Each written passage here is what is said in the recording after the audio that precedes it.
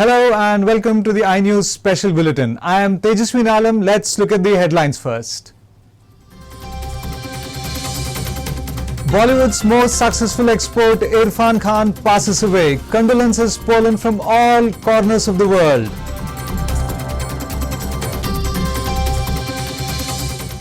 Corona mutates into 10 new strains.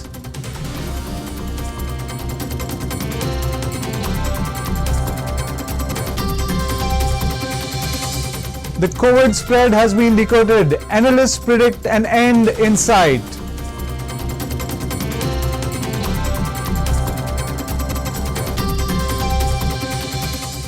Corona has brought the wedding industry to its knees. Lockdown relaxation may not really help.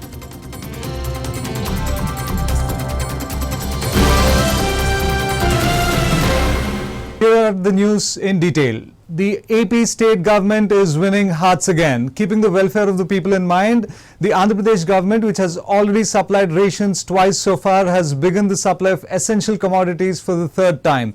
The move will benefit more than 1.47 crore families across the state. The distribution will take place via a network of over 43,000 stores spread across all districts.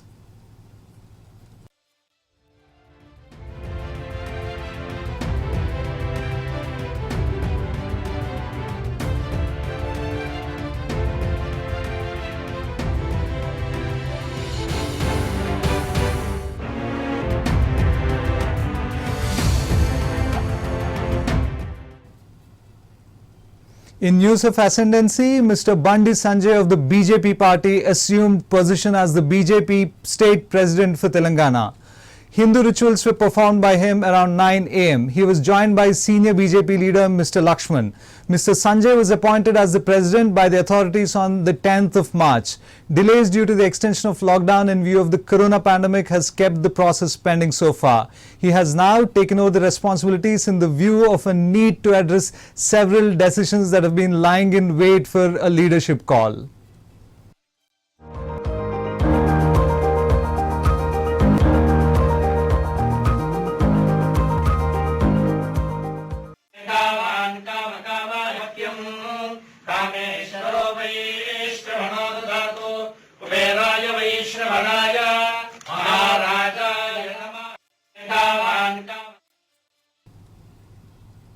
In more sad news, a farmer, Mr. Chakli Devaraju, has been found dead near the Yadaram grain selling center in Bibipet Mandal of the Kamareddy district.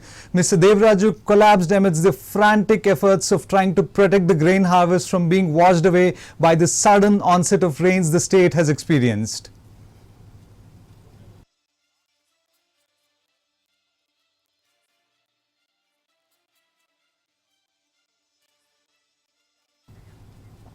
Despite the increase in the number of corona positive cases recorded in AP and 2 regions of Rajahmundry being declared as red zones, a few areas are giving people hope. They have not recorded any new cases recently. Veerabhadrapuram and Shantinagar have observed no new cases in the past 28 days. In the meanwhile, another 8 areas in the district continue to be under containment.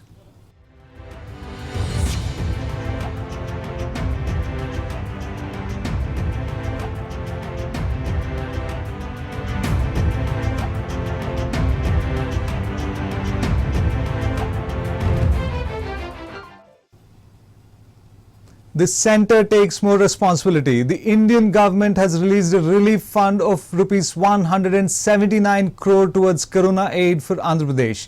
This is in addition to the 918 crore rupees already deposited into the accounts of farmers and 300 crores allocated for women. A further 196 crores for construction workers has also been disbursed. The AP State Disaster Management Authority has been allotted rupees 550 crore. Minister Kishan Reddy of the BJP has also stated that relief measures to bring home around 4,000 fishermen from AP who are now stuck in Gujarat are also being seen too. Then that within their shed and just outside their shed, they should also own up. Otherwise, we will be taking strict action. So, sir, the message has gone well. They have appreciated like the relaxations and whatever government of India has taken steps. So they are now. In more news about corona pandemic being politicized, V. Hanumantrao has lashed against the government, saying that it is not taking enough efforts to contain the spread of the pandemic. He also alleged that the government is hiding the numbers of the pandemic to make sure that its inefficiency does not come out.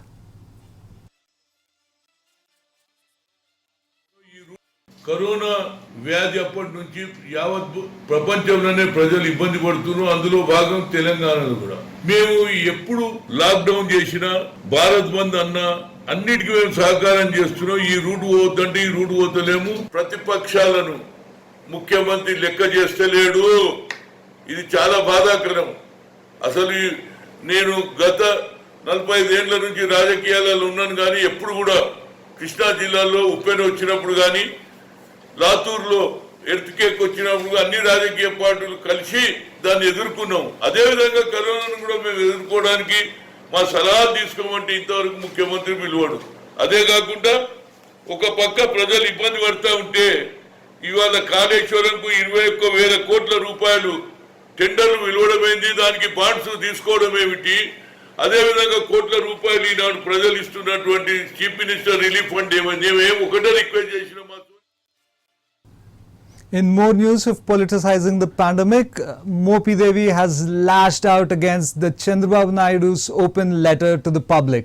He said that Chandrababu Naidu's move is reeking of cheap politics, and someone as high as Chandrababu Naidu, who projects himself as a world leader, should not resort to such tricks in such times of dire need. He said it was time for encouragement and support and not to gain advantage, taking the public discomfort into view. వచ్చిందనే దానిలో ఎలాంటి సందేహం లేదు. ఇలాంటి గుర్తింపు జాతీయ స్థాయిలో వచ్చినప్పుడు ఈ కోవిడ్ని అరికట్టలేకపోయారని చెప్పి మాట్లాడడం పద్ధతి కాదు. కారణం ఏంటంటే టెస్టింగ్ కెపాసిటీ పెరిగింది. మొన్నటి ప్రారంభంలో 100 మందికి 1000 మందికి పరీక్షలు చేస్తే వాళ్ళ 1000 మందికి పరీక్షలు చేస్తున్నారు. పరీక్షల సంఖ్య పెరిగింది కాబట్టి సహజంగానే పాజిటివ్ కేసెస్ సంఖ్య కూడా కొంత నంబర్ రైజ్ అవడం అనేది సహజం. ఇది ఒక స్టేజ్కి వెళ్ళేంత వరకు ఈ ప్రక్రియ కొనసాగుతుంది. తదనంతరం నివారణ చర్యలో భాగంగా క్రమేపీ తగ్గుదల వచ్చేసి ఎవరికి వారు స్వస్థలాలకు వెళ్ళేటువంటి పరిస్థితులు ఉంటాయి.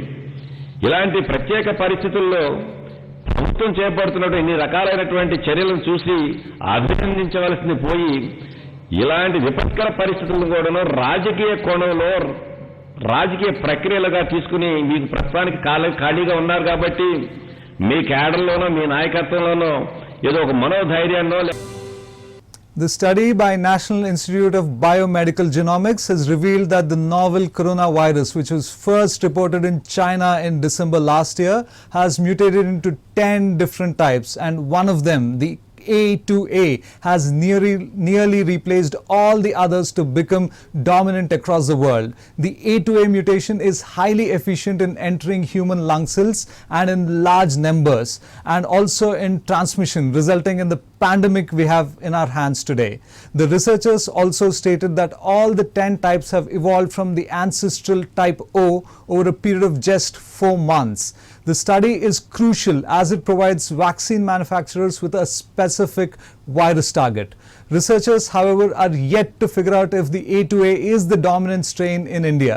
Researchers at the institute are still trying hard to answer at least some of the questions that the pandemic has thrown at us.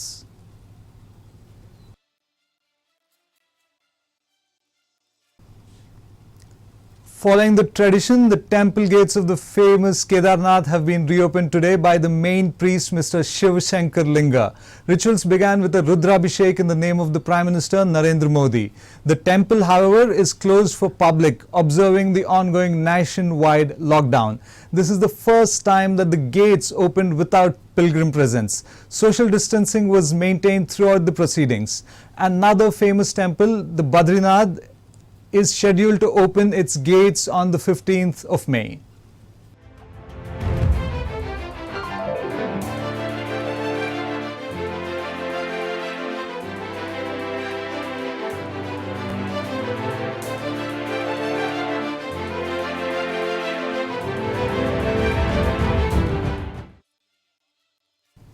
In borderland violence, Jammu and Kashmir witnesses another encounter between militants and the armed forces. The security forces, upon receiving an input about the presence of 3 militants in Zainpura in the district of Shopan, tightened cordons and started combing the area. The hiding militants began firing at the army personnel, triggering the encounter. All 3 militants have been killed. This operation was jointly carried out by the police and the military.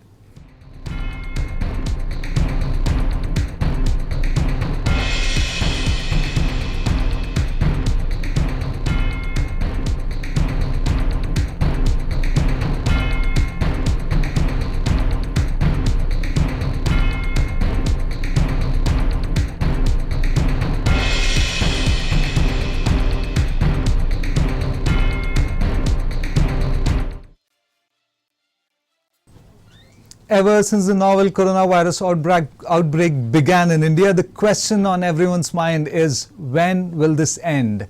Experts say that the COVID-19 pandemic is following a typical 5-stage life cycle. Every disease that becomes a pandemic starts with an outbreak, after which it accelerates before reaching an inflection point. Once the inflection point, or what we call the peak, is reached, the spread starts decelerating before it finally ends. While giving out an exact date is difficult, studying data that is widely available can give us a fair assessment of when it will most likely end.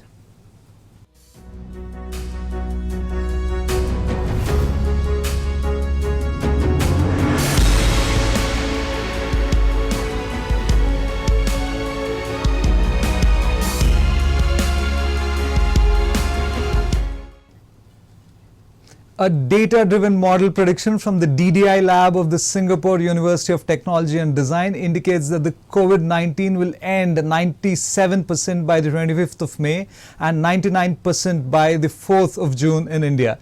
These predictions have been arrived at from the use of mathematical and statistical models used to study the spread of diseases.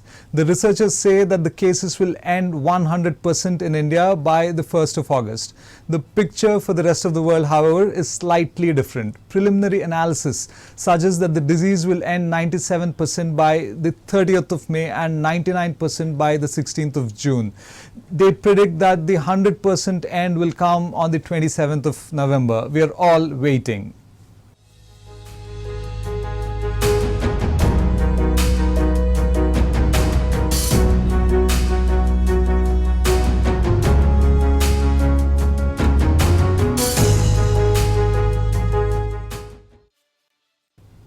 They say good men are taken away too soon. Versatile Bollywood actor Irfan Khan passed away at the age of 53 after being admitted to Mumbai's Kokilaben Dhirubhai Ambani Hospital on Tuesday, where he was under observation for colon infection.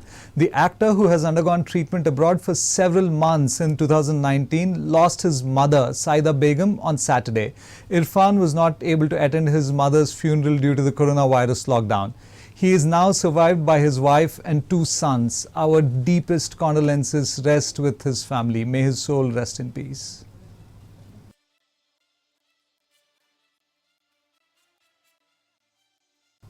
The big fat Indian wedding industry seems to be on a diet. With the government of India issuing a ban on all gatherings, the wedding industry, which has so far been resistant to even the hardiest of recessions, seems to have finally fallen victim to our friendly neighborhood virus.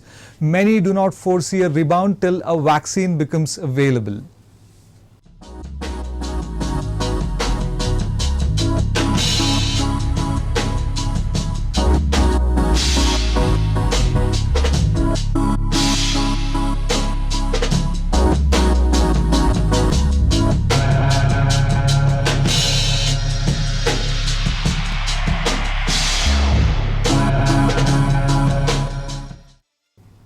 Even after the lockdowns are lifted across the country and the world, social distancing norms and travel restrictions are bound to continue. With most sought-after wedding muhurats already having passed, people have no option but to postpone weddings. Some to after November and some to an as yet undecided date. Several families who have already made deposits to venues are concerned about these venues being reluctant to return their deposits. The wedding season seems to be skipping the last year of this decade.